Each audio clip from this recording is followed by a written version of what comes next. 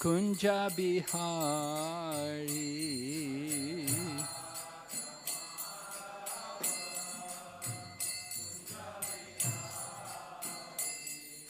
Gopi Jana Ballabha Giridharadhari.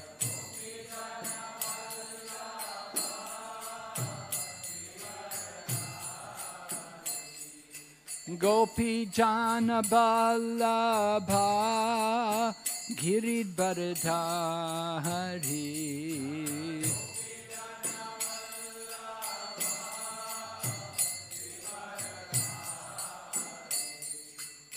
Yashodanandana Braja Janaranjana.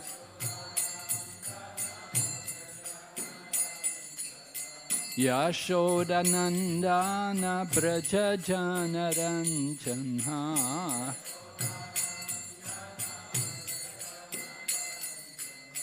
Yamunatira Vanachari.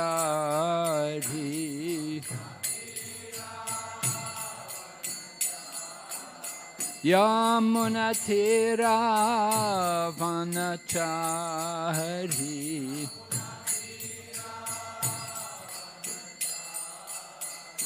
Jaya Radha Madhava Kunja Bihari.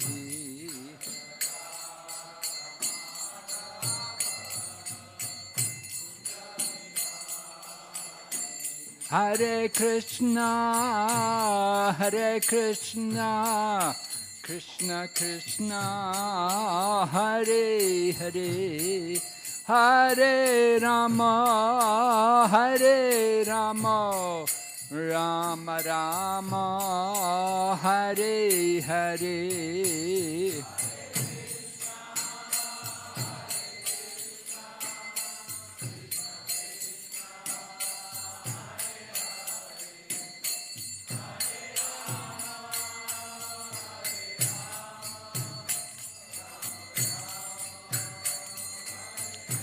Hare Krishna, Hare Krishna, Krishna Krishna, Hare Hare, Hare Rama, Hare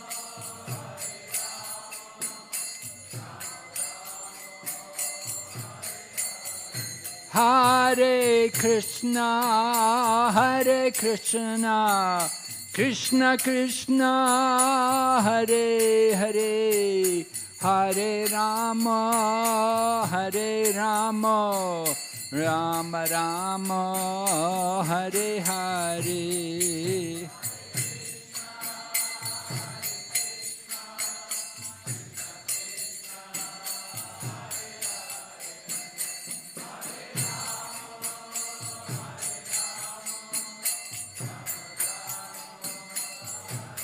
Nitai Gaur Haribo, Haribo, Haribo, Nitai Gaur Haribo.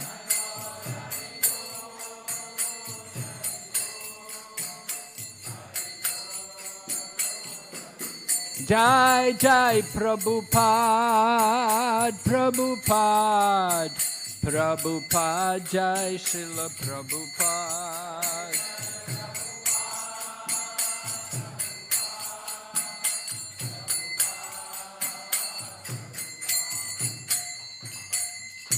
Gaur Premanande Haribo.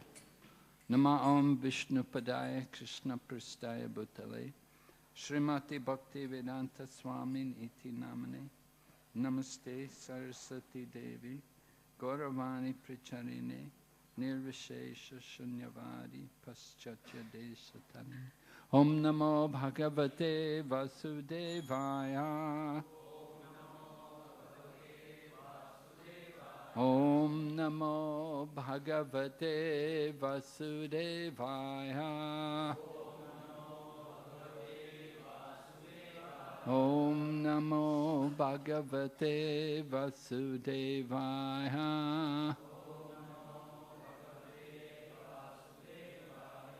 Narayanam namaskrityam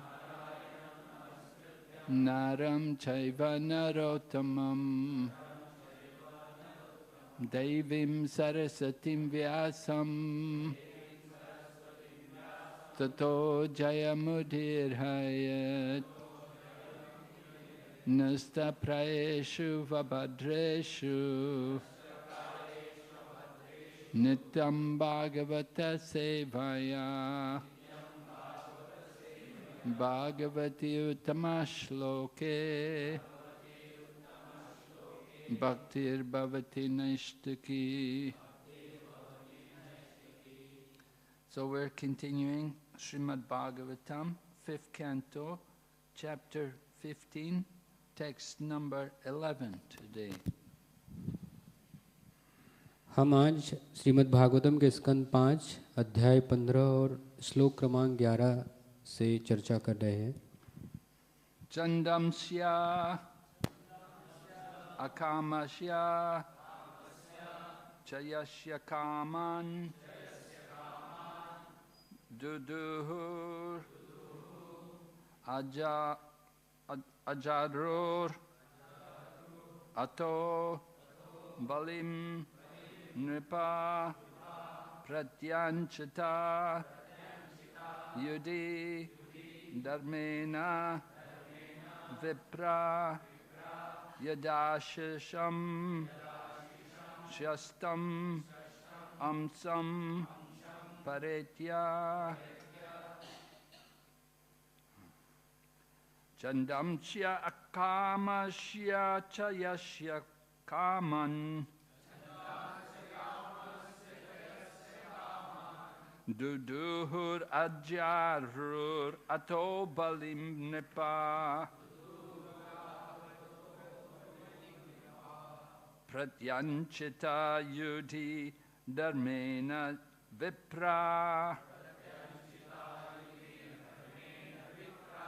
Yadashisham shastam amsam paretya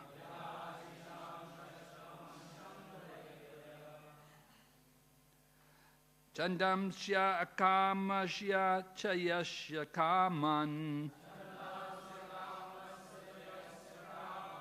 Duduhur ajaru ato balim nipa Pratyanchita yudhi dharmena vipra Yadashisham shastam amsam paretya Chandamsya akamasya chayasya kaman Duduhur ajarur ato balim nripa Pratyanchita yudhi dharmena vipra Yadashisam shastam amsam paritya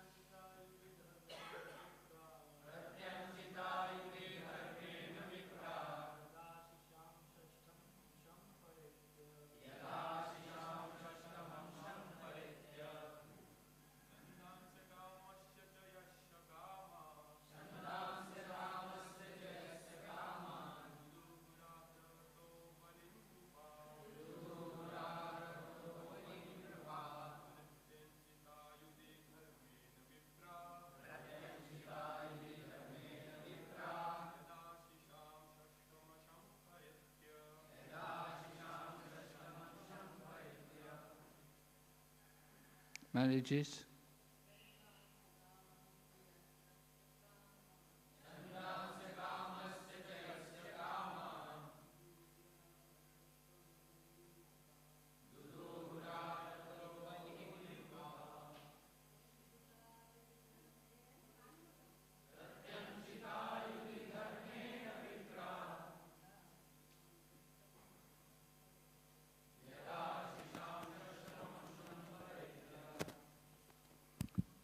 Chandamsi, all the different parts of the Vedas. Akamasya, a one who has no desire for personal sense gratification. Cha, also. Yashya, whose. Kaman, all desirables. Duduhu, yielded. Ajaru, offered. Atho, thus. Balim, presentation. Nripa, all the kings. Pradyanchita, being satisfied by his fighting in opposition.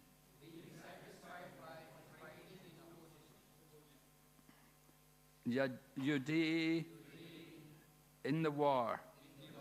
Dharmena, by religious principles. Vipra, all the brahmanas. Yadha, when. Ashisham, of blessings. Shastam, amsam, 1/6. Paritya, in the next life. Translation.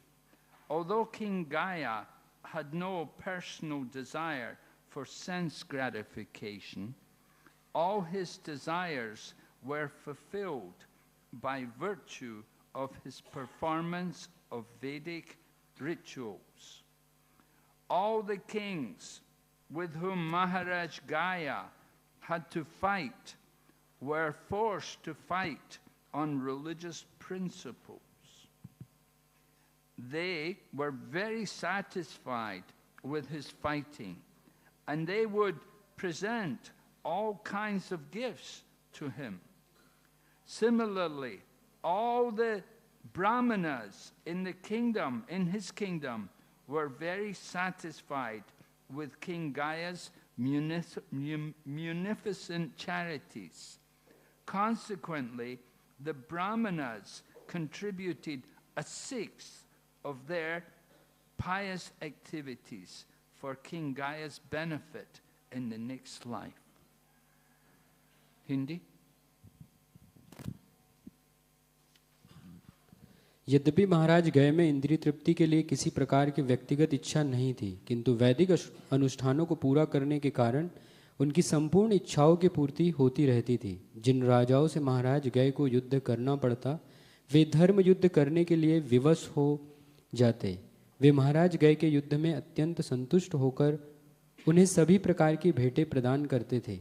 इसी प्रकार से उनके राज्य के समस्त ब्राह्मण उनके मुक्त दान से अत्यंत संतुष्ट रहते थे। फलस्वरूप ब्राह्मणों ने राजा गय को अगले जन्म में प्राप्त होने के लिए अपने पुण्य कर्मों का 6ठा अंश सहर्ष प्रदान किया था। Purport by Srila Prabhupada. As a Kshatriya or emperor, Maharaj Gaya sometimes had to fight with subordinate kings to maintain his government. But the subordinate kings were not dissatisfied with him because they knew that he fought for religious principles. Consequently, they accepted their subordination and offered all kinds of gifts to him.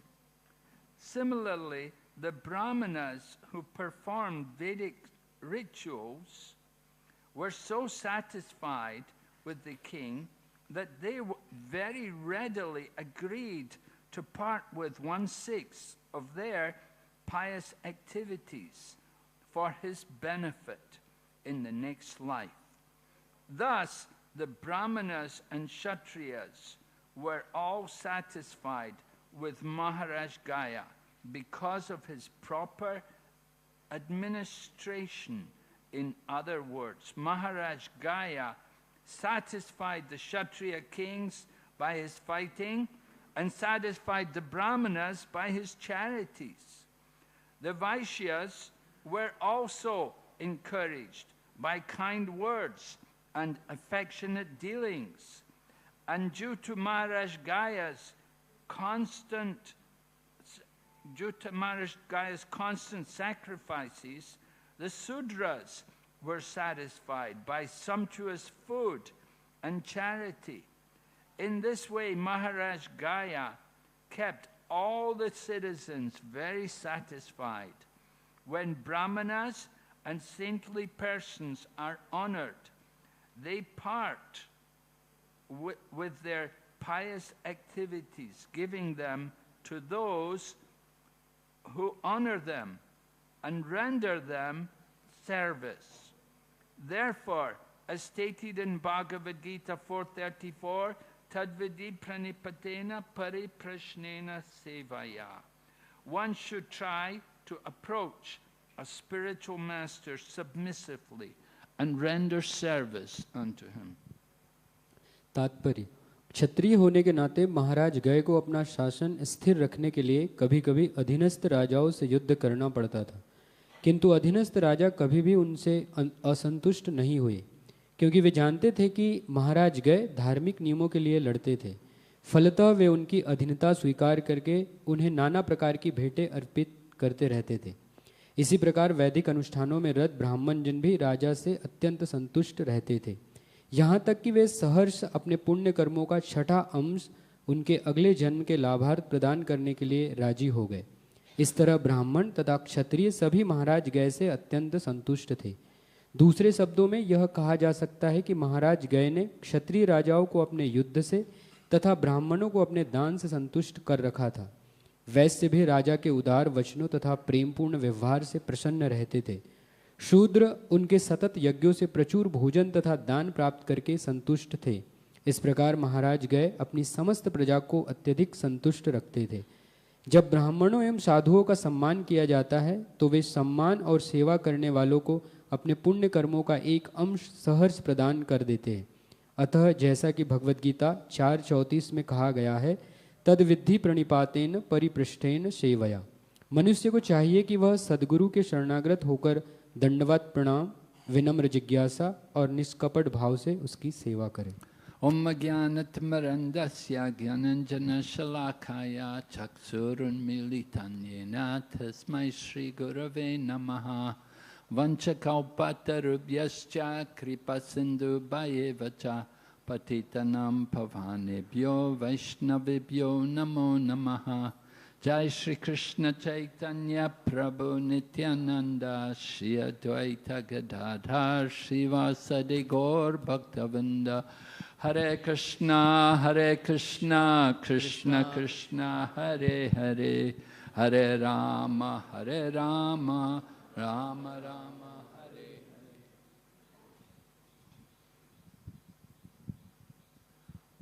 So we're hearing about the glories of the descendants of Maharaj Priyavrata, and particularly today, yesterday also, we were hearing about one of the descendants called Maharaj Gaya.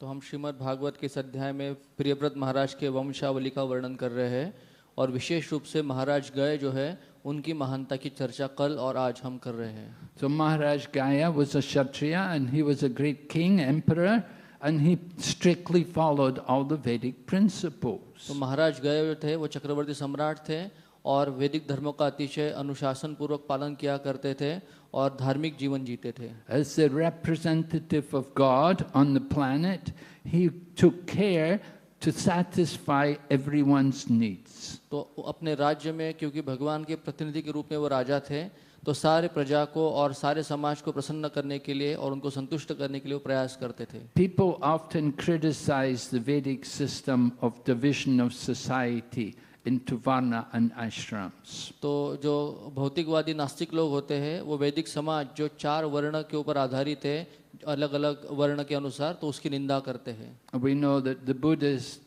Buddhism became very prominent in India, and the Buddhism became prominent in India because of the degradation of the varnashram system. तो हम देखते हैं कि भारत के इतिहास में जो Buddhism था उसका बहुत प्रचार प्रसार हुआ, पूरे भारत को बुद्धिज़्म ने जीत लिया, और उसका एक प्रमुख कारण था कि जो वर्णाश्रम पद्धति है उसका अधपतन हो चुका था। Actually, varnashram system is the creation of Lord Krishna, as described in 4th chapter of Bhagavad Gita. Gita के 4th अध्याय में भगवान श्री कृष्ण खुद कहते हैं कि ये वर्ण और आश्रम जो है वो मेरे द्वारा निर्मित है। Chaturvarnamaya Shrista Guna Karma Vibhagasha. Lord Krishna said, I created this division of society, and I created it according to guna and karma, according to qualities and work.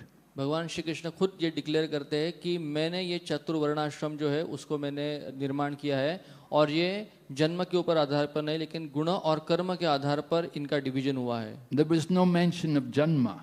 It didn't say janma. He said by guna and karma that one has to show the qualities and one has to work in a particular way. Then he qualifies in a particular varna and ashram. तो ये वर्ण और आश्रम जन्म के ऊपर आधारित बिल्कुल नहीं है, लेकिन उसके गुण प्रदर्शित करना आवश्यक है, और कर्म के अनुसार ही उसको कौन से आश्रम में या वर्ण में है ये बताया जा सकता है। So Maharaj Gaya, he was a very great Kshatriya, and he strictly followed all the principles of which were necessary for the Kshatriyas. तो महाराज गया एक महान क्षत्रिय थे, और उसके अनुसार जो भी क्षत्रिय के कोड ऑफ कंडक्ट्स होते हैं और वैदिक धर्म होता है उसका उन्होंने कठोरता से पालन किया।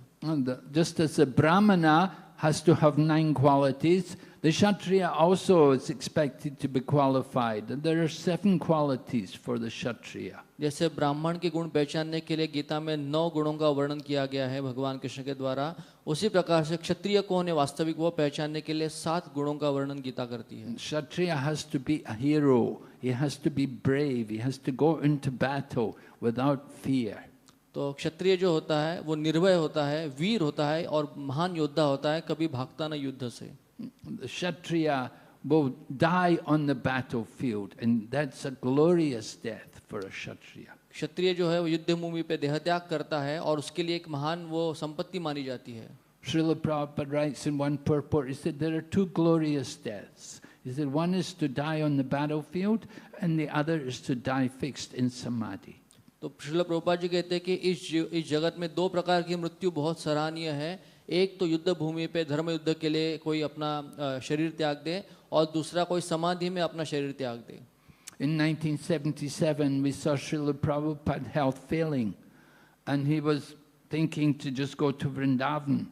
But Tamal Krishna Maharaj was talking to him, and Tamal Krishna Maharaj was encouraging him, Prabhupada, it would be nice if you can die on the battlefield preaching Krishna consciousness. 1977 में हम देखते हैं श्री प्रभुपाद जी की तबीयत बहुत बिगड़ गई थी, और प्रभुपाद की इच्छा थी कि वृंदावन में जाके शरीर त्याग करें, लेकिन तमाल कृष्ण गोस्वामी महाराज जो थे वो प्रभुपाद को इनकरेज कर रहे थे, कन्विंस कर रहे थे कि आप एक योद्धा है और कृष्ण भावना के प्रचार के लिए ही आपका जीवन है, तो आप प्रचार करते हुए इस युद्ध भूमि में अपना देह त्याग कर सकते हैं। And Srila Prabhupada said to him, he said, yes, I want that benediction. और श्री प्रभुपाद जी कहे कि यस, मुझे वो वरदान चाहिए कि मैं प्रचार करते हुए युद्ध भूमि पे देह त्याग करूं। And Srila Prabhupada wanted to just keep preaching, and he preached to the very last breath. Shri Prabhupada ji प्रचार करते गए अपने जीवन के अंतिम सांस तक प्रभुपाद प्रीचिंग करते रहे। And so it was a glorious departure. और ये बहुत महान देह त्याग माना जाता है। As we say, for that a Vaishnava dies to live, and in living tries to spread the holy name around. Bhaktivinod Thakur कहते हैं कि वैष्णव जीता, मरने के बाद भी जीता है, और जीता है क्योंकि उसको हरिनाम का प्रचार करना होता है। So Maharaj Gaya was a great Kshatriya, and he would satisfy other Kshatriyas, because as a king he often had to fight against other kings. Sometimes kings want to expand their empire, and you're required to fight with them. तो क्योंकि गया महाराज बहुत बड़े क्षत्रिय थे, तो कई सारे अन्य क्षत्रिय राजा जो थे सबकी इच्छा होती कि मेरा राज्य और बढ़े, और फिर इसमें युद्ध होते थे उनके बीच में। We know there's always border disputes between one country and another. हम देखते हैं इस जगत में भी एक देश का दूसरे देश के साथ जो सीमा रेखा पे ऊपर विवाद होता है। One country is saying, this mountain belongs to us. And the other country said, no, this is our mountain. तो हम देखते हैं कि एक देश ये घोषणा करता है कि ये जो पर्वत रेंज है वो हमारी है, और दूसरा देश कहता है कि वो आपकी नहीं, ये जो पर्वत है वो हमारे है। Useless pieces of land, and the countries will fight over them and people will die, give their lives. तो वो पर्वत ऐसे होते हैं, बंजर पर्वत होते हैं जो जीवन जीने के लिए ज़्यादा महत्वपूर्ण नहीं है, लेकिन फिर भी उसके ऊपर युद्ध होते हैं और कई सारी जाने जाती है। Many years ago, it must have been maybe about 40 years ago now, there was a war between England and Argentina. तो 40 साल पहले एक बहुत बड़ा युद्ध हुआ था ब्रिटिश इंग्लैंड और अर्जेंटीना इनमें। The British were claiming some islands which were off the coast of Argentina. They're called the Falkland Islands. So the British were claiming that this is our territory. तो Argentina के बाजू में कुछ द्वीप थे जिनको फाल्कन आइलैंड्स कहते हैं, और ब्रिटिश जो थे वो क्लेम कर रहे थे कि वो एक्चुअली हमारी प्रॉपर्टी, हमें चाहिए वो। And Argentina were saying, no, look, it's just near to us. It's actually our property, you know, our land. और अर्जेंटीना बोले कि यार ये देश से हमारे सबसे नजदीक है, ये हमारी संपत्ति है, आप कैसे उसको क्लेम कर सकते हैं। So they went to war. और फिर युद्ध छिड़ गया And many people died. और बहुत सारे जवानों शहीद हो गए। It cost a lot of money. Many different airplanes and bombs and things were used.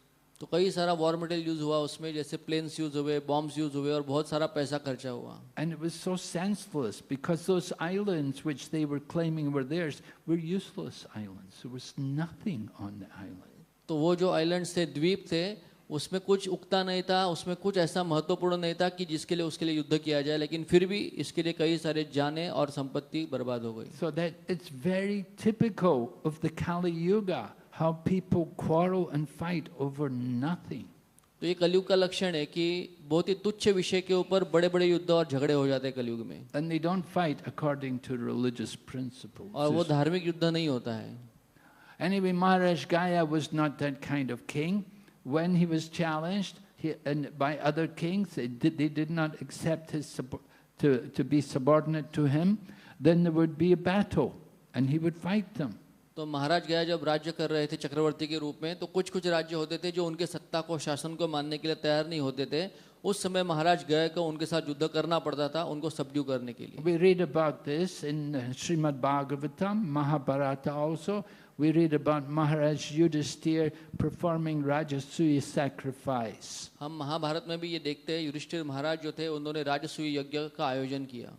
When Maharaj Yudhisthira wanted to perform the sacrifice, he requested Lord Krishna to come, but Lord Krishna was considering the situation that you cannot do the sacrifice yet because not all kings have accepted subordination to you.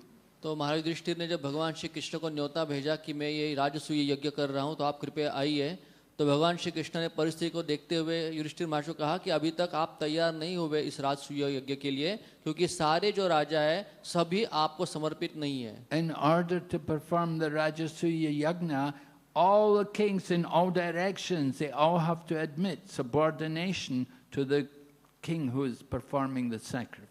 तो राजसूय यज्ञ का नियम होता है कि जो भी राजा को राजसूय यज्ञ करना होता है, चारों दिशाओं में जितने भी राजा होते हैं उन सब ने उसका महत्व और अधिकार मानना चाहिए, तभी वो पात्र होता है राजसूय यज्ञ करने के लिए। But there was Jarasandha, and Jarasandha was not going to admit subordination.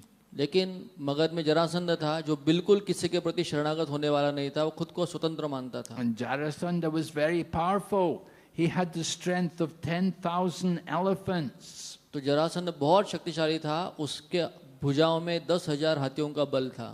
So Lord Krishna was being asked by Maharaj Yudhisthira to come to Hastinapur to take part in Rajasuya Yajna. But Lord Krishna considered, well, before you can do the Rajasuya Yajna, you first have to kill Jarasandha. तो जब युधिष्ठिर महाराज ने हस्तिनापुर में श्री कृष्ण को न्योता दिया राजसूय यज्ञ के लिए, तो श्री कृष्ण ने कहा कि देखो युधिष्ठिर, सबसे पहले आपको जरासंध को मारना होगा, तब जाके ये यज्ञ पूरा होगा। But who's going to kill Jarasandha? That's a difficult thing. He's very powerful. लेकिन जरासंध को कौन मार सकेगा? बहुत शक्तिशाली है, बहुत मुश्किल है ये। But Uddhava suggested actually Bhima would be a good person because Bhima also has the strength of 10,000 elephants. लेकिन उद्धव जी ने ये मंत्रणा दी कृष्ण को कि केवल भीमसेन जो है उनमें भी 10,000 हाथियों का बल है, वही भिड़ सकते हैं जरासंध से। So they knew Jarasandha as a Kshatriya and he follows Vedic principles, although he doesn't accept Lord Krishna and he doesn't accept the Pandavas, but still he does follow Vedic culture. लेकिन क्योंकि जरासंध क्षत्रिय राजा थे और वो वैदिक धर्म का पालन करते थे, भले ही वो श्री कृष्ण को नहीं मानते थे, पांडवों को नहीं मानते थे, लेकिन वैदिक धर्म को और उसके तत्व को मानते थे। Particularly he would give charity to Brahmanas. He knew that was very valuable. तो उसको पता था कि ब्राह्मणों को दान देना ये बहुत महत्वपूर्ण कार्य होता है, इसके लिए वो सारे ब्राह्मणों को जो भी चाहिए वो दान देता था। So Lord Krishna, along with Arjuna and Bhima, they went to Jarasandha dressed as Brahmanas. तो उस समय भगवान श्री कृष्ण, अर्जुन और भीम ये अपने आप को ब्राह्मण दिखाते हुए जरासंध को मिलने के लिए गए। The Brahmanas have the right to go just about anywhere. People see the Brahmana and they open the doors. The pious, saintly person, they'll give some respect. तो ब्राह्मणों को कहीं भी जाने का अधिकार हुआ करता था, तो जब भी कोई किसी के घर में ब्राह्मण जाते थे, लोग उनका सम्मान करते थे क्योंकि वो पुण्यवान होते थे और उनको आदर सत्कार करते थे। So in this way, Lord Krishna, along with Arjuna and Bhima, they went to see Jarasandha and they got to meet him. But Jarasandha was puzzled. He thought, these are unusual Brahmanas. तो जब भगवान श्री कृष्ण, अर्जुन और भीमसेन गए जरासंध की राजधानी में उसको मिलने के लिए एज अ ब्राह्मण, तो जब उनको पेश किया गया ब्राह्मणों के रूप में, तो जब जरासंध ने देखा तो बहुत आश्चर्यचकित हो गया कि ये कौन से क्वालिटी के ब्राह्मण है ये। I was thinking that, usually Brahmanas are a bit like Sudama, they're skinny and weak, तो जरासंध ने सोचा कि ये ब्राह्मण तो दुबले पतले होते, लेकिन ये तो बहुत ही हट्टे कट्टे मोटे ब्राह्मण लग रहे हैं। Indeed, during the time of Bhaktisiddhanta Saraswati, Subhash Chandra Bose was forming his Indian army. And he asked Bhaktisiddhanta Saraswati, give some of your men for the Indian army. But Bhaktisiddhanta Saraswati said, no, look, our men are too skinny and weak. They won't be good soldiers for you. तो जब भक्तिसिद्धांत महाराज जीवित थे और अपना प्रचार कार्य कर रहे थे, उसी समय सुभाष चंद्र बोस अपनी आज़ाद हिंद फौज की रचना कर रहे थे, तो उन्होंने भक्तिसिद्धांत महाराज को कहा कि इतने सारे युवाओं को आपने भर्ती बना के रखा है भगवा कपड़ा डाल के, तो उनको फौज में भेजो। तो भक्तिसिद्धांत महाराज बोले कि आप देखो, इनको देख सकते हैं, बेचारे बहुत दुबले पतले ही है, ज़्यादा काम के नहीं आएंगे आपको। So similarly, Jarasandha was looking at Bhima and Arjuna and Krishna, and he saw, they're very powerfully built. They look really strong. They don't look like Brahmanas, and their voices are like thunder. तो जब जरासंध ने देखा ये तीन तथाकथित ब्राह्मणों को, तो उनका बॉडी बिल्डिंग देख के और सब देखते हुए, और इतना वो बोला कि ऐसे कैसे ब्राह्मण होते, ब्राह्मण दुबले पतले होते हैं, और जब ये तीनों बात कर रहे थे तो ऐसे बात करते जैसे कि बिजली चमक कड़क रही है, आसमान के बादल की आवाज हो रही है। Yeah, and one of the qualities of the Brahmana is that they have this Ishvara Bhav. They have that power to lead and to get people to do things. तो क्षत्रिय का एक स्वभाव होता है कि उनमें ईश्वर भाव होता है, तो वो लोगों से काम करवाना जानते हैं और वो अथॉरिटी, अधिकार शक्ति उनके पास होती है। And you can see in Srila Prabhupada's time, when Srila Prabhupada was on the planet, most of the leaders who were all big, powerful guys, big men. तो हम देखते जब श्रील प्रभुपाद जी थे और प्रचार कर रहे थे, तो जो भी प्रभुपाद जी के शिष्य थे, बड़े बड़े सन्यासी थे, वो सब हट्टे कट्टे मोटे पहलवान थे उनके आजू बाजू में। People like Brahmananda, he was a champion wrestler. तो देखेंगे आप ब्रह्मानंद प्रभु जो थे वो बहुत बड़े पहलवान थे और वो हमेशा प्रभुपाद के बाजू में खड़ा रहा करते थे। Tamal Krishna Maharaj was not very tall, but he was very powerful in speaking. तो तमाल कृष्ण महाराज बहुत हट्टे कट्टे नहीं थे, चौड़े नहीं थे, लेकिन बात करने में बहुत वो कठोर थे और बहुत उनका आवाज में दम था। So Jarasandha could understand these people are not really Brahmanas. तो जरासंध समझ गए कि भाई ये तीन लोग जो है कोई ब्राह्मण बिम्मन तो बिल्कुल नहीं है, But still, they're coming as brahmanas and they're asking charity, so he agreed to give them charity. तो उसने सोचा कि ठीक है ब्राह्मण तो लेकिन एक दान मांगने के लिए आए हैं, तो मुझे दान देना चाहिए उनको। But when they said, we want to fight, he said, well, okay, he said, look, he said, this one, Krishna, I fought him before, he ran away from me. तो जब उनसे भिक्षा मांगी गई द्वंद्व युद्ध की, तो जरासंध हंस के बोला कि ये कृष्ण जो है पहले ही मेरे से भाग गया युद्ध में, तो उसके साथ मैं युद्ध नहीं करूंगा। Of course, Krishna had fought him 17 times and defeated him, but the 18th time, Kalayavana came along with Jarasandha, and Krishna didn't want to see so many people die, and so Krishna performed his ranchor pastime. तो जब 17 बार जब जरासंध ने आक्रमण किया था मथुरा के ऊपर, तो श्री कृष्ण ने 17 बार उनको परास्त किया। 18वें बार लेकिन जब काल यवन भी आ गया तो बहुत बड़ी सेना आ गई, तो श्री कृष्ण की इच्छा थी कि ज्यादा यहाँ पे हिंसा न हो, इसके लिए उन्होंने रणछोड़ का लीला की। And Jarasandha was thinking, I've beaten him this time. I'm the winner this time. Jarasandh के मन में ये भ्रम हो गया कि इस बार मैंने श्री कृष्ण को परास्त कर दिया है, भाग खड़े हो गए। 17 times Krishna had defeated him and killed all of his soldiers and left him alone. Jarasandha was humiliated 17 times, but the 18th time he thought, he was convinced, he thought, I won this time. तो 17 बार श्री कृष्ण ने उनके सारे सैनिकों का वध करके केवल जरासंध को जिंदा छोड़ते थे, इतना अपमानित किया करते थे। लेकिन 18वीं बार जब श्री कृष्ण रण छोड़ के भागे, तो जरासंध सोचला कि मैंने अभी परास्त किया है, मैंने मेरा बदला ले लिया है। And so Jarasandha said, I'm not going to fight Krishna. No, he ran away from me. I'm not going to fight him now. And Arjuna, he's too weak. He's not strong enough. He won't be a good battle for me. तो Krishna already भाग के मेरे सामने भाग के पीठ दिखा के भाग चुके हैं, तो उनके साथ युद्ध करने में कोई मतलब नहीं। और अर्जुन तो बहुत बच्चा है, बहुत छोटा है, उसमें इतनी शक्ति भी नहीं है, तो उसके साथ भी युद्ध नहीं करूंगा। But this one, Bhim, meaning Bhim, this one, he looks like he could give me a good fight. लेकिन भीम जो है वो दिखने में काफी मेरे जैसे लगते हैं, हट्टे कट्टे चौड़े, वो मेरे साथ युद्ध कर सकते हैं। So Jarasandha shows the Kshatriya mood that he's looking for a good fight. He doesn't want to fight someone who's easy for him to defeat. He wants to fight someone who'll give him a good fight. तो जरासंध जो थे वो क्षत्रिय थे वास्तविक, वो कोई easy fight नहीं चाहते थे, कोई बच्चे के साथ युद्ध करना नहीं चाहते थे, वो चाहते थे टफ फाइट, ताकि उनके साथ युद्ध करने में उनको आनंद आए। Kshatriya is wanting a good battle. He enjoys the battle.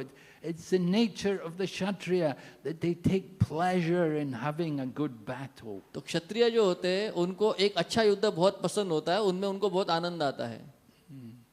So the Kshatriya mood is they have to go forward. They cannot retreat. तो क्षत्रिय जो होते हैं उनका कोड होता है कि वो हमेशा आगे बढ़े, युद्ध में कभी पीछे नहीं हटे। They have to have that courage in battle, that even if it's going against them and they're thinking it's too much, they don't retreat, they will go forward. उनमें ये विशेष साहस होता है कि कितना भी युद्ध उनके विपरीत क्यों न हो जाए, भले उनके जान माल को खतरा हो जाए, फिर भी पीछे नहीं हटते, वो हमेशा युद्ध के लिए आगे बढ़ते रहते हैं। We had this one devotee in London. He used to be a boxer, you know. He used to fight in the ring. And he told me, he said, sometimes, you know, if you fight somebody who's really good, they're really, you know, they punch you, they really hurt you, it's better to just fall quickly, you know, don't let them hit you too much. तो महाराज जी कह रहे कि London में एक भक्त थे जो पहले अपने जीवन में बॉक्सर थे, तो रिंग में फाइट किया करते थे, और जब उनको वो महाराज जी को बता रहे थे कि जब मुझे कभी कभी ऐसा लगता था कि सामने वाला बहुत मुक्केबाज जोर से मुक्का मारता है और मैं हारने वाला हूँ, तो पहले गिर जाते थे ताकि मार कम पड़े। But Kshatriyas are not like that, you know. They want to go forward. लेकिन क्षत्रिय उस समान नहीं होते, वो हमेशा आगे बढ़ते रहते हैं युद्ध के लिए। Prabhupada tells a story about one Kshatriya king. He went to battle with his army and he came back alone. तो श्रील प्रभुपाद जी एक राजा की क्षत्रिय की बात किया करते थे कि वो युद्ध के लिए गए अपने सेना के साथ, इतना भयानक युद्ध हुआ कि केवल अकेले ही वो वापस आए। So the king came back to his palace, but the doors were all closed. And he shouted to the queen that, I'm your husband, I've come back, I've been defeated in battle, open the door, let me in. तो वो जब राजा हार के जब वापस आए, पूरी सेना परास्त होने के बाद वो जब आए, तो उनके लिए सारे राजद्वार के दरवाजे बंद हो गए थे, तो उन्होंने अंदर से रानियों को आवाज दिया कि आपका पति मैं राजा आया हूँ, मेरे लिए दरवाजा खोलो आप लोग। But the queen said, my husband will either die on the battlefield or he will win the battle. He will not come home defeated. लेकिन उनकी जो रानी थी उन्होंने अंदर से आवाज दिया कि मेरा पति है, एक तो युद्ध जीत के आएगा, नहीं तो युद्ध पे प्राण छोड़ के आएगा, हार के कभी आएगा नहीं वापस. You must be an imposter. Go away. I'm not opening the door. तो आप मेरे पति नहीं है, आप कपटी है, मैं दरवाजा खोलूंगी नहीं, आप चले जाओ. So there's also a nice painting in the palace of the king of Jaipur, and the painting shows a couple of Kshatriyas fighting each other. तो जयपुर के राजमहल में एक बहुत अच्छा पेंटिंग है और उस पेंटिंग में दो क्षत्रिय जो है वो एक साथ युद्ध करते हुए दिखाई दिए. So one Kshatriya is putting his sword into the stomach, into the chest of the other Kshatriya. तो एक क्षत्रिय जो है वो सामने वाले प्रतिद्वंदी के पेट में तलवार घुसा रहा है. But that Kshatriya, the sword is in him. He's trying to pull, go nearer to hit the other man. तो वो जब तलवार उसके शरीर के अंदर प्रवेश कर रही है, आर पार हो रही है, तो वो सामने वाला जो उसको तलवार से मार रहा है उसका गला पकड़े खींच रहा है ताकि वो भी उसके सर पे कुछ मारे. Prabhupada said that is the Kshatriya mode. Prabhupada कहते हैं इसको क्षत्रिय कहते हैं. Right? They don't go back. They don't. If you die on your back, that's not good. क्षत्रिय कभी पीठ पे वार नहीं लेता है, क्योंकि जब पीठ पे वार लेता है तो वो उसको मरने से भी बड़ी सजा होती है. And we read in the 6th canto Srimad Bhagavatam about Vritasura, how he was fighting the demigods and how they were having also similar different challenges. तो षष्ठम स्कंद में हम वृत्रासुर की कथा सुनते हैं. वृत्रासुर सारे देवताओं के साथ युद्ध कर रहे थे और इसी स्पीड में, इसी स्पिरिट में, इसी भाव में उनका युद्ध चल रहा था. Vritrasura had such a horrible, huge body. When the demigods went to battle and they saw him, they just turned and ran. तो वृत्रासुर का शरीर इतना भव्य था, दिव्य था, इतना सक्षम था कि जब वो युद्ध भूमि पे आए तो सारे देवता उनके शरीर को देख के भाग खड़े हो गए. And then when the demigods became powerful and the demigods were defeating the demons, then the demons were running from the battle. और जब देवता शक्तिशाली हो गए और सारे असुरों का वध करने लगे तो सारे असुर डर के मारे भाग चले गए. But Vritasura was not running. He was telling them, why are you running? Come on, be a good Kshatriya, do your duty, fight. लेकिन वृत्रासुर जो थे वो बिल्कुल भाग नहीं रहे थे. वो सबको चिल्ला चिल्ला के बोल रहे थे कि भाग क्यों रहे हो आप, हम क्षत्रिय, हमें युद्ध करना है, रणभूमि को कभी छोड़ना नहीं चाहिए हमें. So Maharaj Gaya, he fought all the kings according to Vedic culture, according to religious principle. तो महाराज गया जो थे बहुत धार्मिक थे. जो भी युद्ध किया उन्होंने वो धर्म के अनुसार, वेदों के तत्व ज्ञान के अनुसार युद्ध किया. The battle of Kurukshetra began by following religious principle. Kurukshetra का जो महाभारत युद्ध हुआ उसकी शुरुआत भी वैदिक सिद्धांतों के अनुसार हुई थी. But at a certain point, when they killed Abhimanyu, that was when they deviated from the religious principle. लेकिन जब अभिमन्यु का अधर्म से वध कर दिया गया तब जाके उस युद्ध ने गलत दिशा ले ली, अलग दिशा ले ली. Because Abhimanyu was one man and he was fighting 7-8 Maharathis. They were all around him. तो अभिमन्यु एक बालक था लेकिन फिर भी वो 6-7 महारथियों के साथ एक साथ युद्ध कर रहा था. So that is not religious principle. तो वो कोई धार्मिक तरीके का युद्ध नहीं है. They should be equally matched to fight each other. तो युद्ध में समानता होनी चाहिए. And so therefore, when Karna's chariot got stuck in the mud, and Arjuna is coming to kill him, Karna is appealing, look, it's not fair.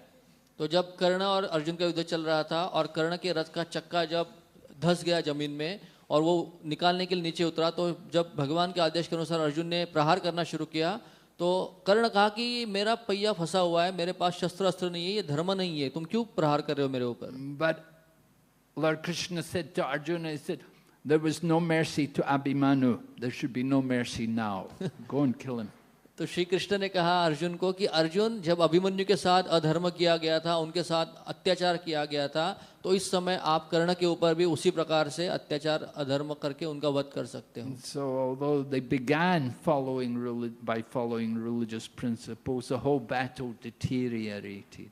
लेकिन शुरुआत तो की थी धर्म युद्ध से, लेकिन बाद में सारे सिद्धांतों को तोड़ना शुरू हो गया. But Maharaj Gaya, he would fight his enemies and they would be satisfied. They would feel very good after fighting him. तो महाराज गए जो थे वो धार्मिक युद्ध का पालन करते थे, तो उनकी इस युद्ध नीति से और प्रहार से भी बाकी के क्षत्रियों को संतुष्टि मिलती थी। They felt happy to be defeated and to be subordinate to such a great, powerful Kshatriya king. और ये बाकी के राजा लोगों को खुशी होती थी कि ऐसे महान राजा से हमें पराभव प्राप्त हुआ है, और वो तैयार हो जाते थे उनके दास के रूप में उनके अंडर काम करने। So by fighting, Maharaj Gaya satisfied the Kshatriyas, and by giving charity to the Brahmanas, he satisfied them. तो युद्ध का दान देने से सारे क्षत्रियों को संतुष्ट किया महाराज गया ने, और सारे ब्राह्मणों के आशीर्वाद लिए दान धर्म करके उनको। The Brahmanas were happy to see Maharaj Gaya perform the religious principles, and they were happy to receive charity from him. तो महाराज गए का धार्मिक जीवन देखते हुए, उनकी शरणागति देखते हुए और दान धर्म देखते हुए सारे ब्राह्मण उनको आशीर्वाद देके संतुष्ट होते थे। That's another qualification of a Kshatriya, that they should be charitable. तो क्षत्रिय का ये दूसरा महत्वपूर्ण गुण है कि वो दानशील होने चाहिए। The wonderful example is there of Maharaj Sibi. महाराज शिबी का बहुत अच्छा उदाहरण आता है। That it happened, a little sparrow came to Maharaj Sibi pleading, I'm being chased by a big eagle, he wants to eat me, he wants to devour me. तो एक समय महाराज शिबी जब बैठे थे तो एक चिड़िया आई रोते रोते और कही महाराज शिबी को कि बहुत बड़ा चील मेरे पीछे लगा है जो मुझे खाना चाहता है, मेरी रक्षा कीजिए। But Maharaj Sibi said to the sparrows that anyone who comes and takes shelter of me, I will give them protection. तो महाराज शिबी ने उस चिड़िया को कहा कि जो भी मेरा आश्रय लेता है मैं उन सबकी रक्षा करता हूँ, आपने मेरी आश्रय लिया है मैं आपकी भी रक्षा So करूँगा। then the eagle came and said, where's that sparrow? That's my food. तो चील जब आया वहां पे और कहा कि मेरा जो अन्न है वो चिड़िया है, कहाँ पे, मुझे दे दो तुरंत वो। And Maharaj Sibi said, no, I'm protecting that sparrow. He's taken shelter of me. I'm giving protection. तो महाराज शिबी कहे कि नहीं, मैं उस चिड़िया को नहीं दे सकता क्योंकि उसने मेरा आश्रय लिया है, तो उसको आप भूल जाओ। So then the eagle protested that you're depriving me of my food. That was to be my food. तो चील ने कहा कि आप मुझे भूखा मार रहे हो क्योंकि चिड़िया को खाना, ये मेरा अन्न है चिड़िया, तो आप मेरा खाना छीन नहीं सकते। So Maharaj Sibi said, I will give you flesh from my own body equal to the weight of the sparrow. तो शिबी महाराज कहे कि जितना भी उस चिड़िया का वजन है उतना मांस मैं मेरे शरीर का निकाल के दूंगा। So they got scales, and on one scale they had the sparrow, and the other scale Maharaj Sibi is cutting flesh from his body.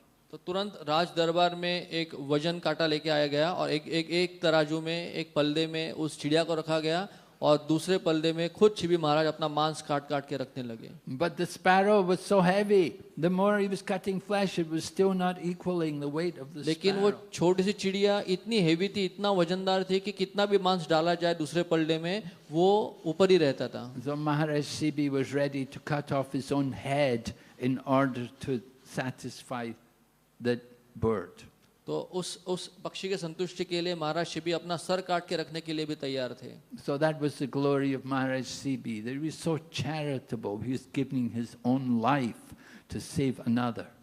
तो शिबी महाराज की महानता थी कि केवल एक पक्षी के जान की रक्षा के लिए वो अपना जीवन भी देने के लिए तैयार थे। And we know about Ranti Dev, how people came begging food for Maharaj Ranti Dev. Ranti Dev and his family had all been fasting for many days, and different people came to get food. तो रंतिदेव महाराज की कथा में हम देखते हैं कि रंतिदेव महाराज प्रजा के कल्याण के लिए कई दिन तक उपवास रखा, और जब उनको पारणा करना था, उनके परिवार के साथ उपवास किया था, तो कई बार अलग अलग लोग मांगने के लिए आए उनका खाना और वो देते चले गए। They were just about to break their fast. Ranti Dev and his family were going to break their fast. A big meal had been prepared.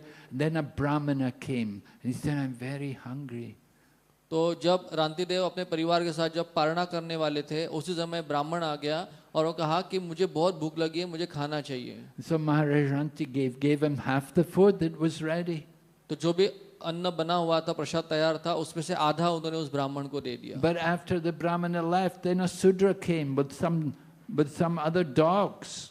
जब ब्राह्मण चला गया उसके बाद एक शूद्र आया कई सारे कुत्तों को लेके, And they were also asking food. और वो भी बोल रहे थे कि हम भूखे, हमें अन्न चाहिए। And in this way they took all the rest of the food. तो इस प्रकार से बाकी का बचा हुआ अन्न भी उनको दिया गया। And there was only one glass of water left. तो केवल कुछ पानी बचा था। But then somebody else came, they wanted to take that glass of water. तो और एक कोई आया प्यासा हुआ, बोला कि मुझे पानी पीना है। And Maharaj Ranti Dev would just say, all I want to do is satisfy people and give them, fulfill the desires of others. I have no desire for anything myself. तो रांतिदेव महाराज ने वो जल भी प्रदान कर दिया और ये प्रार्थना की भगवान से कि मेरे जीवन में केवल एक ही कार्य है, एक ही इच्छा है कि मैं प्रजा को संतुष्ट करता रहूं, सेवा करता रहूं और मेरे कोई भी स्वार्थ की इच्छा नहीं है. So this is the charitable nature of Kshatriyas, real Kshatriyas. तो जो सच्चा क्षत्रिय होता है उसका ये दान स्वभाव होता है. So the Maharaj guy, he would give to these brahmanas so much charity, just like Janak Maharaj would give so much charity that even everyone would be satisfied. He wouldn't just give to brahmanas, he'd give to everyone. तो जिस प्रकार से महाराज गए दान धर्म करते थे, वैसे ही जनक महाराज इतना दान धर्म करते थे, केवल ब्राह्मणों को नहीं लेकिन सारे प्रजा को वो दान दिया करते थे और सबको संतुष्ट किया करते थे. And he'd give in abundance. He wouldn't give small, he would give really big. तो वो कोई छोटा दान धर्म नहीं करते थे, वो सब कुछ लुटा देते थे, दान धर्म में सारी शक्ति लगा देते थे. And in this way all the brahmanas were happy. तो इस प्रकार से सारे ब्राह्मण संतुष्ट हो जाते थे. What to speak of the brahmanas, everyone was happy. The Sudras also got charity. तो शुद्ध केवल ब्राह्मण नहीं लेकिन शूद्रों को भी दान धर्म किया जाता था. And so Maharaj Gaya satisfied the Brahmins, the Kshatriyas, the Vaishyas and the Sudras. तो महाराज गए जो थे वो सब वर्णों को संतुष्ट कर देते, ब्राह्मण हो, क्षत्रिय हो, वैश्य हो या शूद्र हो. And the Sudras need food. They want good food. If you give them nice food, they'll never leave. तो शूद्र जो होते हैं उनको अच्छा अन्न बहुत पसंद होता है, इसीलिए महाराज गए जो थे वो बहुत अन्नदान करते थे, अच्छा अच्छे व्यंजन परोसते थे. वो जब खाते थे फिर वो कभी छोड़ के जाते नहीं थे. There's a story about the one man, he had great difficulty to get servants to stay in his house to do seva. तो एक बहुत बड़ा सेठ था, उसको कोई अच्छा सेवक नहीं मिलता था कि हर एक कोई छोड़ के जाता था, तो वो ऐसा टिकने वाला कोई सेवक उसको मिलता नहीं था. There was so much work to be done, people didn't like all the hard work, they would go away. और वो इतना सारा काम उसे घर में हुआ करता था कि लोगों को इतनी मेहनत करना अच्छा नहीं लगता था, वो छोड़ के चले जाते थे. So he asked his friend, what can I do to keep my servants? तो उसने अपने दोस्त को पूछा कि ऐसा कुछ उपाय बताओ कि मैं सेवक को यहाँ पे टिका के रखूं. He said, you have to give them basmati rice and ghee. तो वो जो दोस्त था उसने कहा कि तुम्हें बालम राइस, बासमती राइस और घी देना चाहिए तुम्हें उनको. So every day he would cook basmati rice and ghee, and this way the servants would eat the rice, they'd be so happy. और फिर वो जो मालिक था वो रोज अपने घर में बासमती चावल घी में पकाता था और अपने सेवक को देता था. जो सेवक खाता था तो बहुत खुश रहता था. At the same time they had to work really hard work, it's really horrible work. They wanted to leave, but they couldn't forget the taste of the rice and ghee. लेकिन वो खाना तो खाते थे टेस्टी बासमती चावल के साथ, लेकिन इतना काम होता था कि वो थक जाते थे, लेकिन उनको याद आता था कि कल भी अपने को चावल खाने बासमती, तो फिर वो रुक जाते थे. Even every time they thought going away, but they thought, how can I live without that rice and ghee? तो वो जब भी सोचते कि अभी काम छोड़ दूं, बहुत हो गया, लेकिन फिर वो सोचते थे कि काम तो छोड़ दूंगा, लेकिन वो जो टेस्टी बासमती चावल के साथ घी मिलता है वो कैसे छोड़ सकता हूँ, वो नहीं छोड़ूंगा. So this way keep the workers happy, you feed them nice prasadam. तो इसके लिए जो भी सेवक होते हैं उनको अच्छे से प्रसाद दिया जाए तो संतुष्ट रहते हैं. So Maharaj Gaya was very careful to keep everyone satisfied. तो महाराज गए बहुत सतर्क थे कि सब प्रजा को संतुष्ट रखा जाए, उनकी सेवा की जाए. And Prabhupada concludes the purport by quoting the verse from Bhagavad Gita that just try to learn the truth by approaching a spiritual master. और श्रील प्रभुपाद तात्पर्य के अंतिम इसमें कहते हैं कि अगर हमें तत्व को जानना है तो जो प्रगत अध्यात्मवादी है, जो साधु संत है, उनके शरणागत होना चाहिए. Prabhupada's quoting this verse, said, you serve the sadhus by giving service to the sadhus. Mahat sevam dwara mahor vimuktes. By serving the Mahatmas, the great souls, opens the doors to liberation. Prabhupada कहते हैं कि साधु संतों की सेवा बहुत आवश्यक होती है, जितनी हम सेवा करेंगे हमारे मोक्ष के द्वार खुल जाते हैं. So Maharaj Gaya, he was serving all these souls, all the souls, he was getting their blessings. तो महाराज गए ऐसे महात्माओं की सेवा करते थे और उनके आशीर्वाद से उनकी प्रगति होती थी. So today is the auspicious day of the appearance of a very great personality, the Acharya, in preaching Krishna consciousness in the Western world, Srila Satchidananda Bhaktivinoda Thakur. तो आज का दिन बहुत पावन दिन है क्योंकि आज हमारे सबसे बड़े आचार्य प्रचारक श्री सच्चिदानंद भक्ति विनोद ठाकुर इनका आविर्भाव दिवस है। So Srila Bhaktivinoda Thakur is described as the seventh Goswami. भक्ति विनोद ठाकुर इनको 7th गोस्वामी कहा जाता है। He was a householder. He had a large family. तो भक्ति विनोद ठाकुर खुद एक गृहस्थी थे और उनके कई सारे बच्चे थे, बड़ा परिवार था। His first wife died, and he took a second wife, and they had 12 children. तो पहली पत्नी का देहांत होने के बाद उन्होंने दूसरा विवाह किया और उनके परिवार में 12 बच्चे थे। So Srila Bhaktivinoda Thakur raised all of his children in Krishna consciousness, and you can see the Gaur Gadadhar deities which are there in Mayapur at the Yoga Pith. They used to be in the house, so they were the deities of the wife of Bhaktivinoda Thakur. तो भक्ति विनोद ठाकुर जो है उन्होंने सारे परिवार कृष्ण भावना भावित बनाया था और आज मायापुर के योग पीठ में जो गौर गदाधर विग्रह है वो भक्ति विनोद ठाकुर उनके घर के ही विग्रह है। So Srila Bhaktivinoda Thakur labored greatly to establish this Krishna consciousness movement. तो ये कृष्ण भावना आंदोलन को स्थापन करने का बहुत बड़ा श्रेय जो है वो भक्ति विनोद ठाकुर इनके समर्पण को और डेडिकेशन को जाता है। In the times of Bhaktivinoda Thakur, it was difficult to find a copy of the Chaitanya Charitamrita. Thakur भक्ति विनोद के समय इस प्रकार की अवस्था थी कि केवल चैतन्य चरितामृत की कॉपी प्राप्त करना मुश्किल हो गया था। And it was Srila Bhaktivinoda Thakur who went to Vrindavan, and he met many different holy men in Vrindavan, and he would inquire from them, what kind of manuscripts do you have? And he found books like Upadesh Amrita. तो जब वो वृंदावन गए थे तो वहाँ पे कई बड़े बड़े संत महात्मा थे, उनसे वो चर्चा करते थे, उनको पूछते थे कि आपके पास कौन सी पोथी है, किसने लिखी हुई है, और ऐसा ढूंढते ढूंढते उनको उपदेशामृत की एक कॉपी मिली। He got the Upadeshamrita from a saintly person who was living there in Vrindavan, and when Bhaktivinoda saw it, he was so ecstatic. He thought, oh, this is so wonderful to be able to give such a jewel to all the devotees. तो भक्तिविनोद ठाकुर को जब वृंदावन के बाबा जियों से, उनके महात्माओं से जब उपदेशामृत का एक कॉपी प्राप्त हुआ तो वो इतने खुश हो गए, बोले ये तो रत्न, सारे शास्त्रों में सबसे बड़ा रत्न है और सारे वैष्णव समाज को उपदेशामृत ग्रंथ प्राप्त होना चाहिए। And Srila Bhaktivinoda Thakur personally wrote also voluminous many books, wonderful books like Jaiva Dharma, and then also Navadvip Mahatmya. तो भक्ति विनोद ठाकुर जी ने भी कई सारे ग्रंथ खुद लिखे हैं, जैसे नवद्वीप महात्म्य हो या जैव धर्म हो, ऐसे कई सारे ग्रंथों की रचना उन्होंने की बड़े बड़े। He didn't just write one or two songs, he wrote hundreds of songs. उन्होंने कई सारे भजन लिखे, सैकड़ों भजन की रचना की उन्होंने। Sharanagati is one of the books of songs of Srila Bhaktivinoda Thakur. शरणागति जो है ये उनके एक भजन का संग्रह है जो श्रील भक्ति विनोद ठाकुर इन्होंने लिखा है। There are 6 characteristics of Sharanagati. शरणागति के 6 तत्व है।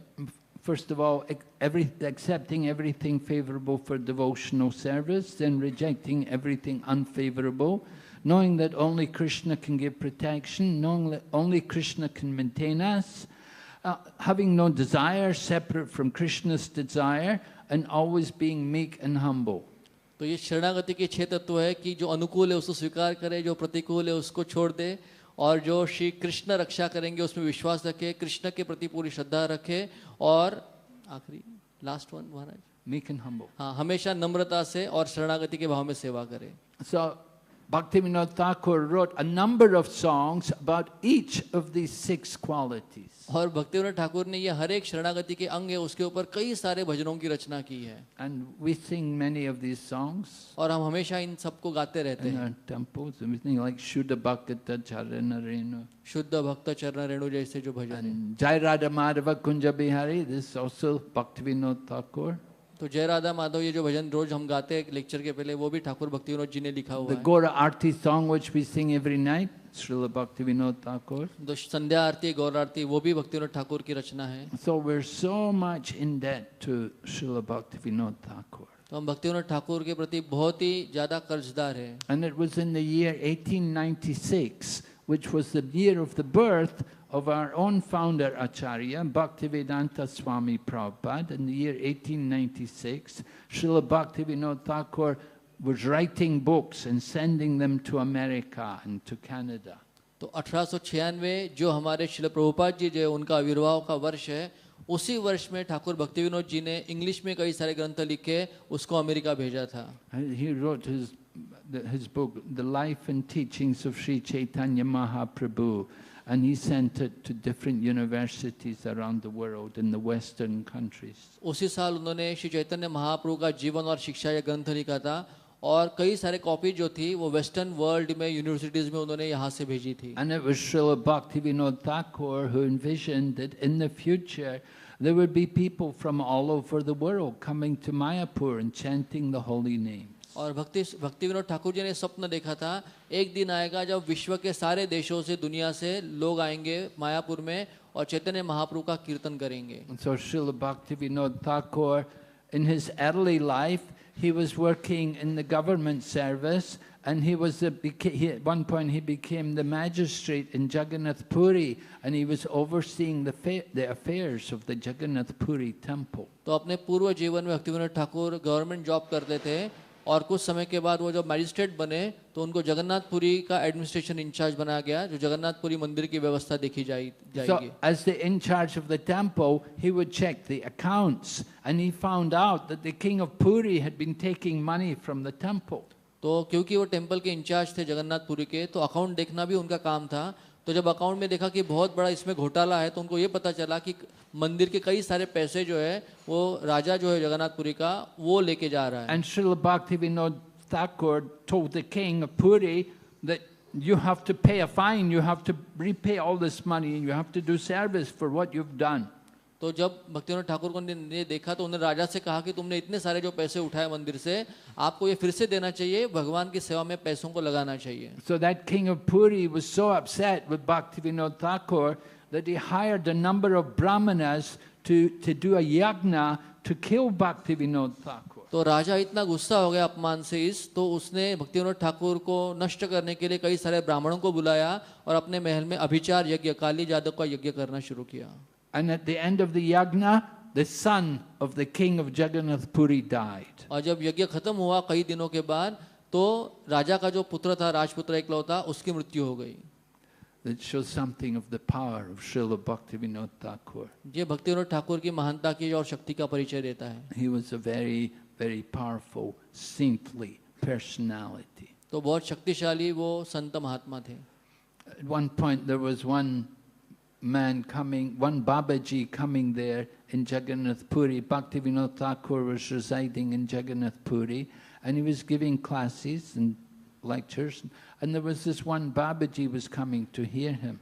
तो जगन्नाथपुरी में जब भक्तिविनोद ठाकुर प्रवचन किया करते थे, तो एक विशेष बाबा जी जो थे वो हमेशा वहाँ पे आते थे और उस सत्संग में भाग लेते थे। And this Babaji had started propagating his own mantra. He'd made another mantra.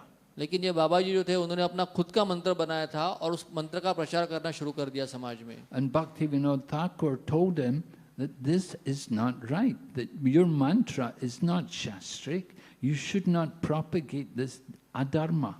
तो भक्तिविनोद ठाकुर ने उन बाबा जी को कहा कि आपने इस प्रकार से अधर्म नहीं करना चाहिए, जो मंत्र आपने जो प्रचार करना शुरू किया है वो शास्त्रों के ऊपर आधारित नहीं है, तो ये अधर्म हो जाएगा बहुत बड़ा। And so this Babaji did not listen to Bhaktivinoda Thakur. तो ये बाबा जी ने सुना नहीं उस बात को, Because he was getting followers, and he wanted followers. He got more and more followers to chant his stupid mantra.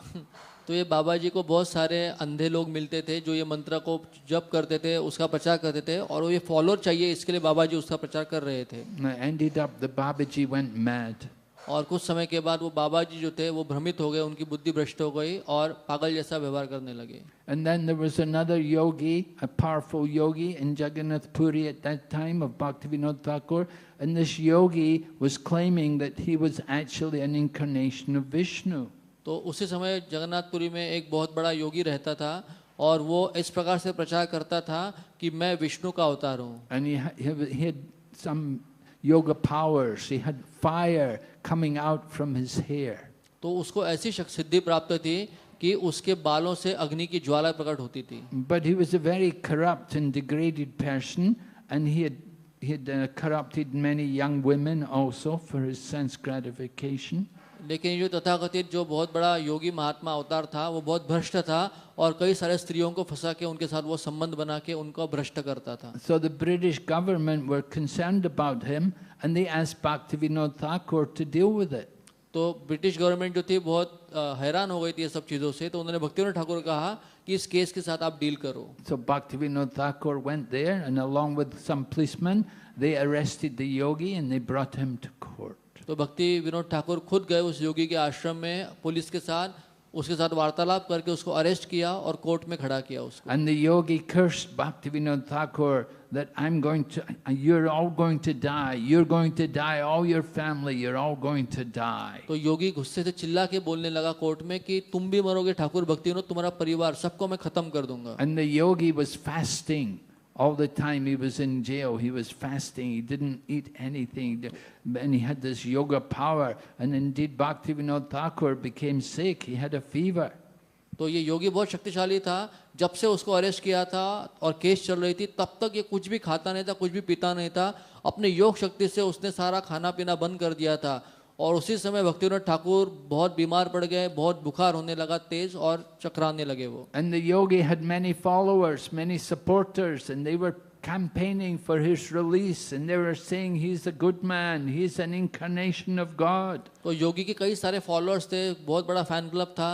तो कोर्ट के बाहर ये सब लोग धरना देते थे कि हमारे ये भगवान को छोड़ दो, ये बहुत महात्मा है, बहुत अच्छे व्यक्ति है, उनके साथ बुरा हो रहा है, उनके साथ पॉलिटिक्स हो रही है. And Bhaktivinoda Thakur was sick, he was very ill, they were worried he's going to die. और भक्ति विनोद ठाकुर इतने तकलीफ में थे, इतने पीड़ा में थे, इतने दर्द में थे कि उनको लग रहा था कि अभी मेरी मृत्यु निश्चित है. But Bhaktivinoda Thakur would not give up. He said, I'm not going to give up. That man has to be punished. He's a rascal. तो भक्ति विनोद ठाकुर ने कहा कि मैं फिर भी छोड़ूंगा नहीं, मरूंगा लेकिन इसको सजा देके रहूंगा क्योंकि ये बहुत बड़ा रास्कल मूर्ख है ये. So the man was found guilty, and when he was found guilty, then at that point, then they cut off all of his long hair. तो जब कोर्ट केस में उस आदमी को दोषी पाया गया, उसको सजा दी गई, तब जाके उसके सारे जो बड़े बड़े बाल जटाएं थी वो काट दी गई. Now these yogis, they get their power by having long hair. तो जो योगी होते हैं उनको शक्ति मिलती है उनकी जटाओं से. In Krishna consciousness, we get our power by shaving our heads. हमारे इस्कॉन कृष्ण भावना में हमें शक्ति मिलती है मुंडन करने से. Just the opposite. You see, we're not the tantric yogis. क्योंकि हम कोई तांत्रिक योगी नहीं, हम भगवान के भक्त हैं. But after they cut off that yogi's hair, they took him to prison, and when he was in prison, he drank poison, committed suicide. तो जब उसके बाल काट दिए गए, उसकी जटाएं काट दी गई, तो उसकी सारी शक्ति क्षीण हो गई. और जब उसको जेल में डाल दिया गया तो वो बहुत अपमानित और लज्जित होने के बाद वो जहर खा के मर गया. So people understood the man was actually a cheater. और फिर समाज को पता चला कि ये तो बहुत बड़ा कपटी था, इम्पोस्टर था. So it was Bhaktivinoda Thakur who exposed him. और ये भक्तिविनोद ठाकुर जो थे उन्होंने उसको एक्सपोज करके सजा दी. So Bhaktivinoda Thakur began the Namhata preaching. He was going to village to village because he was we're talking about more than 100 years ago when he was there preaching. So it was a rural society. Most people were in the villages, and Bhaktivinoda Thakur would go from village to village and preach. तो भक्तिविनोद ठाकुर जब 100 साल पहले प्रचार किया करते थे, उस समय ज़्यादा से ज़्यादा लोग गाँव में रहा करते थे. तो उन्होंने नामहट्ट प्रचार शुरू किया, हर गांव में जाते थे और वहाँ पे प्रचार और सत्संग किया करते थे. And he would go, the program would be just like our programs. They'd do kirtan, he'd preach from this Bhagavad Gita, and then they would have some prasadam for everyone. तो जैसे हम अभी सत्संग करते हैं हमारे मंदिर में, इसकी शुरुआत ठाकुर भक्तिविनोद जी ने की. गांव में जाते थे, वहाँ पे कीर्तन किया होता था, फिर वो भागवत से कथा करते थे और फिर सबके लिए प्रसाद बांटा जाता So था. Bhaktivinoda Thakur set up the whole Namhata preaching, and then later on his son, his seminal son, Bhaktisiddhanta Saraswati, he preached in the cities. और फिर ये तो नामहट्ट की शुरुआत ठाकुर भक्तिविनोद जी ने की. आगे चल के उनके पुत्र जो हुए श्री भक्ति सिद्धांत सरस्वती, उन्होंने इस प्रचार को और बढ़ा के आगे लेके गए. And later on then Bhaktivedanta Swami came and he preached all over the world. और भक्ति सिद्धांत महाराज के बाद उनके शिष्य हुए श्रील प्रभुपाद जी, जिन्होंने पूरे विश्व भर में इस नामहट्ट सत्संग का स्थापना की. So you see how the Krishna consciousness movement had its roots from Srila Bhaktivinoda Thakur. तो हमें पता होना चाहिए किस प्रकार से हमारा जो कृष्ण भावनामृत इस्कॉन का आंदोलन है उसके जड़े जो है वो ठाकुर भक्ति विनोद जी से जुड़े हुए हैं। So today is a very, very auspicious, very special day. We certainly want to pray to Srila Bhaktivinoda Thakur. Please bless us that we can continue and somehow advance in Krishna consciousness. तो आज के इस पावन दिन के ऊपर हमें भक्ति विनोद ठाकुर जी से प्रार्थना करनी चाहिए कि वो हमें आशीर्वाद दे ताकि हम कृष्ण भावनामृत में बने रहे, उसका अभ्यास करें और आगे बढ़ते रहें। We offer our obeisances to Srila Bhaktivinoda Thakur. Namo Bhaktivinodaya Satchidananda Namane Gora Shakti Swarupaya Rupanuga Varayati. In this way we glorify Srila Bhaktivinoda Thakur that he is Gora Shakti. He's empowered with the energy of Sri Chaitanya Mahaprabhu. And at the same time, he's Rupanuga. He's a strict follower of Srila Rupa Goswami. तो आज हम उनकी वंदना करते इस श्लोक के अनुसार वो गौर शक्ति है, चैतन्य महाप्रभु की शक्ति अवतार है श्रील भक्तिविनोद ठाकुर। और केवल इतना ही नहीं लेकिन वो रूपानुगा रूपराय थे। जितने भी रूप गोस्वामी के अनुयायी है उनमें बहुत ही प्रामाणिक और निष्ठावान अनुयायी है रूप गोस्वामी के। Okay, Hare Krishna. हरे कृष्ण। Any questions? किसी कोई प्रश्न है तो हम ले सकते हैं।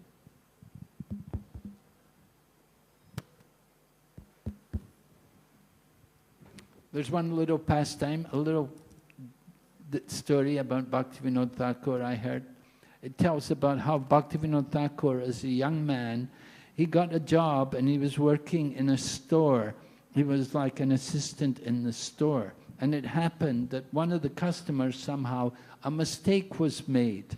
And Bhaktivinoda Thakur gave less change than what he should have given. तो एक बार का बात है जब भक्तिविनोद ठाकुर अपने जीवन की शुरुआत कर रहे थे तो वो एक नौकरी करते थे एक दुकान में और वो दुकान में असिस्टेंट थे, मालिक के साथ वो काम करते थे। और एक दिन एक व्यक्ति आया और उसने गलती से हिसाब में गड़बड़ होके वो पैसा भक्तिविनोद ठाकुर को दे दिया। So when Bhaktivinoda Thakur realized he'd made this mistake, he went after the man to give him the money, to return it to him and tell him, I made a mistake, I'm sorry. तो भक्तिविनोद ठाकुर के पास जब ज़्यादा पैसा आ गया तो वो हिसाब करने के बाद पता चला कि वो जो ग्राहक आया था वो गलती से पैसा देके गया है। तो वापस उस ढूंढते हुए ग्राहक के पास गए, उसके घर पे गए और जो एक्स्ट्रा पैसा दिया था वो वापस उनको कर दिया उन्होंने। And when the shopkeeper, the one who owned the shop, heard that Bhaktivinoda had done this, he told him, he said, you know, you shouldn't work in a shop. और जब ये मालिक को पता चल गया कि भक्तिविनोद ठाकुर जी ने जो एक्स्ट्रा पैसा था वो वापस जाके ग्राहक के घर में दे के आए तो उसने कहा कि तुम इस शॉप में, इस मेरे दुकान में काम करने के लायक नहीं हो। You're too honest. आप बहुत ज़्यादा ऑनेस्ट है। So this is something, you can understand something of the nature of Srila Bhaktivinoda Thakur. और इससे हमें भक्तिविनोद ठाकुर जी का स्वभाव जो है उसके बारे में पता चलता है। Hare Krishna. हरे कृष्ण। ने भक्ति विग्रह विनाशक नरसिम्हा स्वामी महाराज की, श्री सच्चिदानंद भक्ति विनोद ठाकुर महाशय की, श्रील प्रभुपाद की जय। तो अभी यहाँ पे पुष्पांजलि होगी तो सारे भक्तों से अनुरोध है कि हम श्री भक्ति विनोद ठाकुर के यहाँ पे अपना मुख कर लें और उनको भोग दिखाएंगे और पुष्पांजलि होगी। महाराज तो पहले हम भजन गाएंगे, महाराज जी जो है यहाँ पे भक्तिविनोद ठाकुर जी के भजन गाएंगे, तब तक भोग दिखाया जाएगा और उसके बाद पुष्पांजलि और आरती होगी।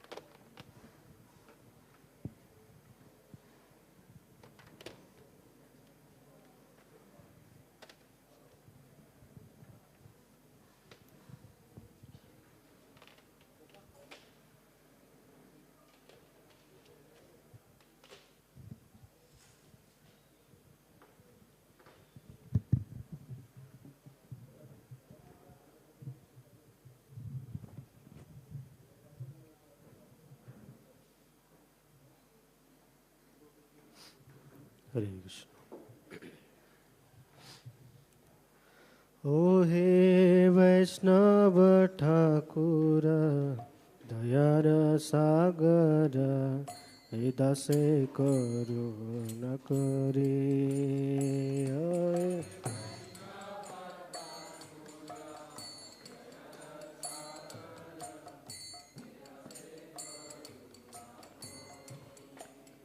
ओ हे वैष्णव ठाकुर दयार सागर, हे दासे करुणा करे।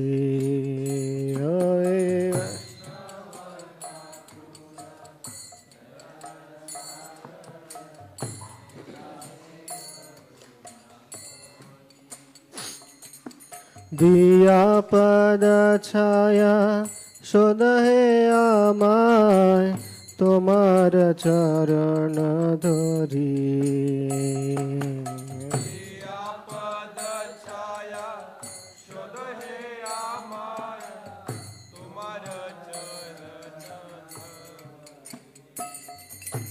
দিয়া পদ ছায়া শোধ হে আমায়, তোমার চরণ ধরি।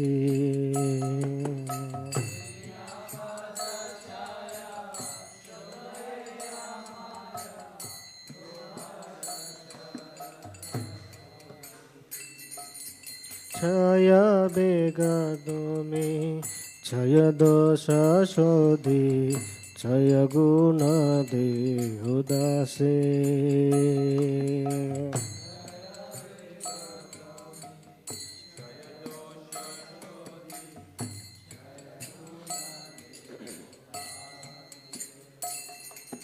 छाया बेगदमे छय दोष शोधि, छय गुण देहु दासे।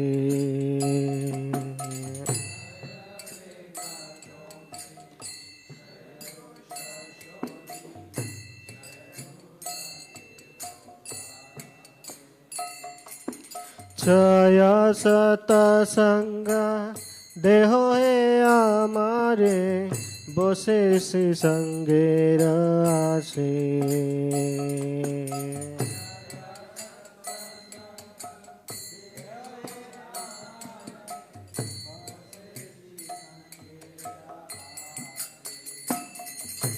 छया सतसंग देह हे आमारे, बसे श्री संगेर आसे।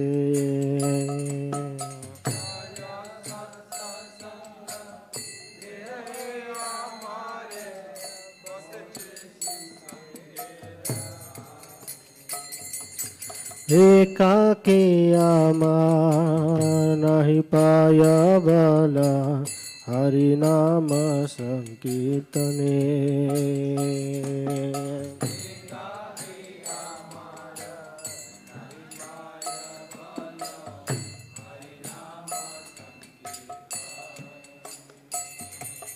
एकाके आमार नहीं पाया बाला, हरि नाम संकीर्तने।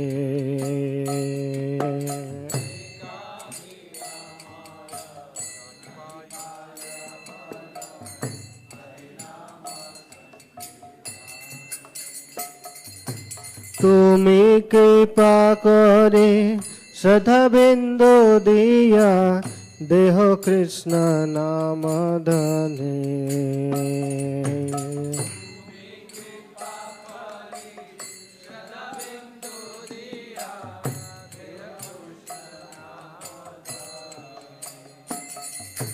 তুমি কৃপা করে, তুমি কৃপা করে সদা বিন্দু দিয়া, দেহ কৃষ্ণ নাম ধনে।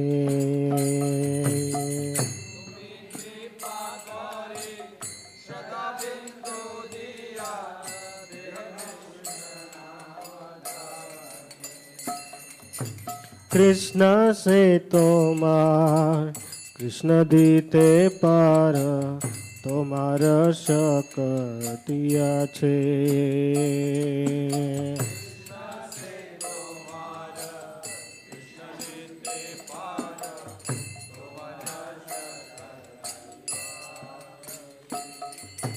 কৃষ্ণ সে তোমার কৃষ্ণ দিতে পার, তোমার শক্তি আছে।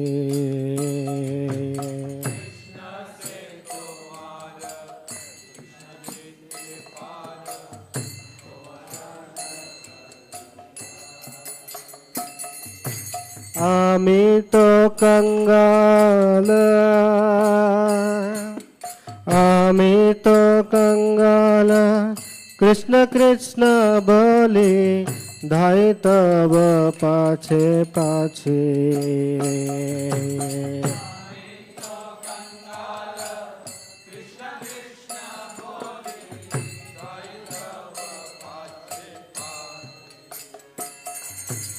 আমি তো कंगाल, कृष्ण कृष्ण बोले धाई तब पाछे पाछे।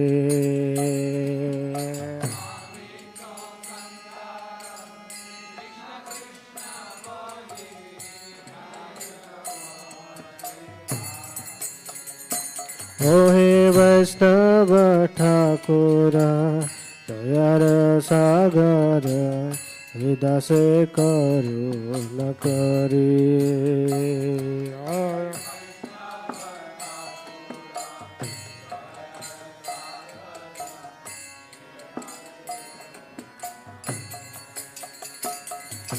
दिया पद छाया, दिया पद छाया, शोध हे आमाय তোমার চরণ ধরি।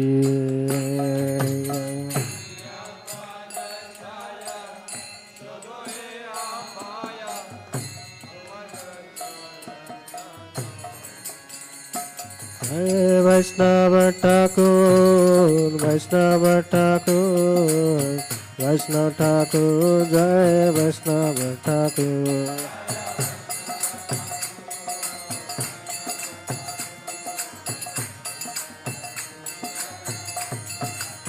जय प्रभुपदा जय प्रभुपदा, प्रभुपदा जय प्रभुपदा।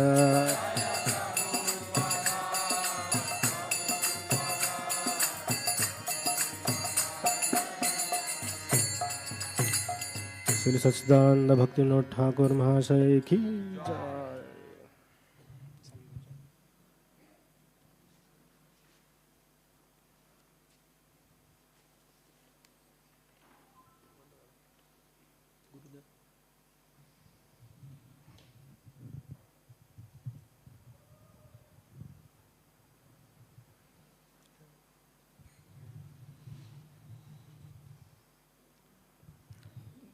गुरुदेव कृपा बिंदु दिया।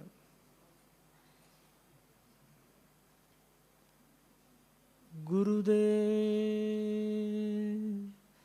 गुरुदेव गुरुदेव गुरुदेव।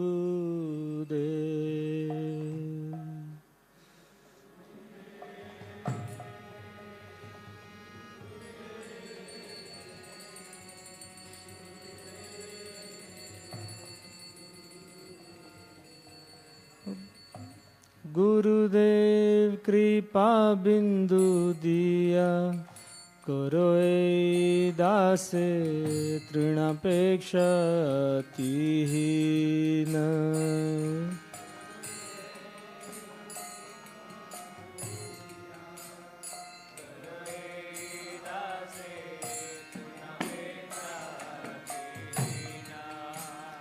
गुरुदेव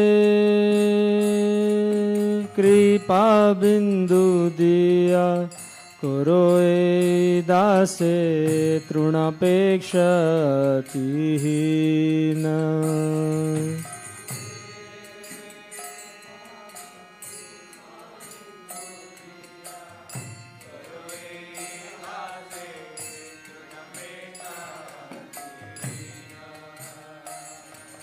सकल सहने बल दिया करो निज माने स्पृहाहीन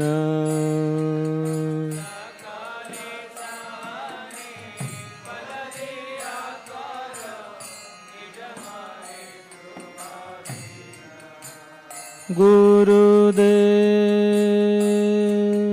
कृपा बिंदु दिया रोए दासे तृणापेक्षातीन